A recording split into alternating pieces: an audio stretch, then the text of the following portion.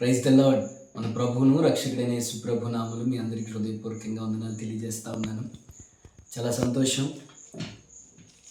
చిన్న ఆలోచన దేవుడు ఇచ్చాడు.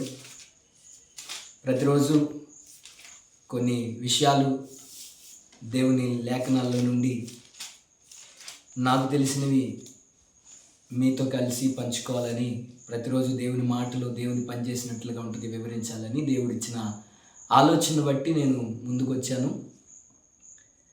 ఈరోజు దేవుని వాక్యంలో నుండి కొన్ని మాటలు నేను అందిస్తాను. యాకోబుకు రాసిన పత్రిక 4వ అధ్యాయము 17వ వచనంలో ఒక మాట ఉంది.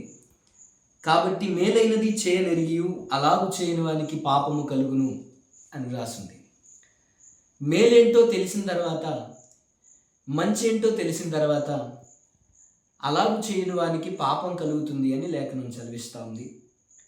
ఈ విధంగానే దేవుని చిత్తమేంటో తెలుసుకుని కూడా, దేవుని చిత్తమేంటో అర్థమై కూడా కొన్నిసార్లు ఆయన చిత్తాన్ని చేయకుండా మన ఇష్టాన్ని నెరవేర్చుకున్న సందర్భాలు కూడా ఉంటాయి.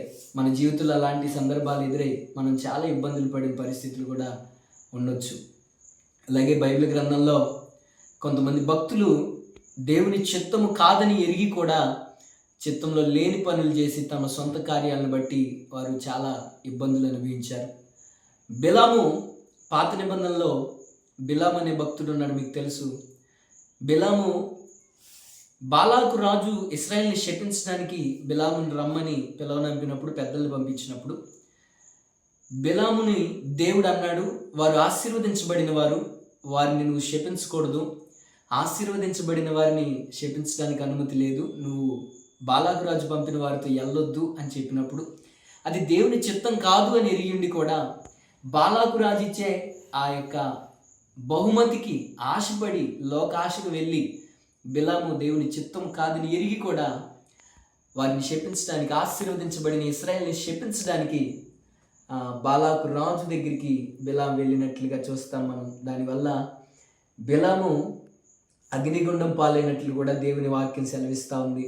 అలాగే గెహాజీ కూడా పాత నిబంధనలో ఎలీషా దగ్గర పరిచర్య చేసిన సేవకుడు గెహాజీ కూడా దేవుని చిత్తం కాదు, వెండి బంగారాలు సంపాదించుకోవడానికి ఇది సమయం కాదు, తన దైవజనుడు తన యజమానే సిరియా సైన్యాధిపతి నయమాన్ తెచ్చిన దాన్ని తీసుకోలేదు. అయినప్పటికీ కూడా తిను ఆ వెండి బంగారాల వెనకాల పడి వెళ్ళటం, దేవుని చిత్తం కాని పని చేయటం వలన తను ఒక కుష్ఠరోగాన్ని తెచ్చుకున్నట్లుగా ఉంది.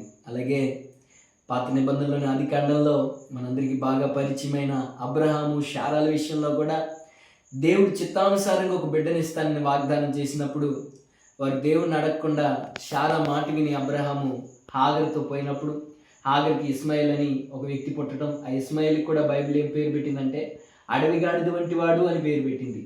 అంటే ఖచ్చితంగా ఆశీర్వదించబడిన వాడు కాదు, ఆశీర్వదించబడిన వాడు ఇస్సాకు మాత్రమే అనేది బైబిల్ స్పష్టంగా తెలియజేస్తూ ఉంది.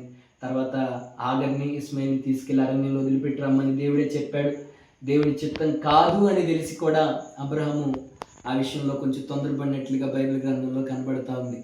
అలాగా కొన్ని సందర్భాల్లో మన జీవితాల్లో కూడా ఏ దారిలో వెళ్ళాలో దేవుడు చూపిస్తున్నప్పటికీ, దేవుని చిత్తం ఏంటో మనకు అర్థమైనప్పటికీ ఆలస్యం అవుతుందనో, లేకపోతే అది మనకు నచ్చకో, ఆ పని చేయడానికి ఇష్టం లేకో, అది కష్టమని అనిపించో, దేవుని చిత్తాన్ని చేయకుండా దేవునికి ఇష్టం లేని మనకిష్టమైన నెరవేర్చుకుని చాలా బాధలు, ఇబ్బందులు పడే అవకాశాలు ఉంటాయి. కనుక ఈ వాక్యాన్ని మనం అందరం దృష్టిలో పెట్టుకుని ఎంత కష్టమైనా, ఎంత శోధనైనా, ఎంత ఇబ్బంది అయినా దేవుని చిత్తం మాత్రమే చేయడానికి మనం ప్రయాసపడగలిగితే, ఆయన ఏం చెప్తున్నాడో, ఆయన మీతో చెప్పినది చేయుడి అని వాక్యంలో ఉన్నట్లుగా ఆయన ఏం చెప్తున్నాడో అది చేయడానికి మనం కనుక ఇష్టపడగలిగితే దేవుని చిత్తాన్ని నెరవేర్చిన వాళ్ళం అవుతాం. దేవుని చిత్తం చేయవాడు నిరంతరము నిలుచునని వాక్యం సెలవిస్తూ ఉంది. అంతేకాదు గొప్ప గొప్ప ఆశీర్వాదాలు మనం అందరం అనుభవిస్తామండి.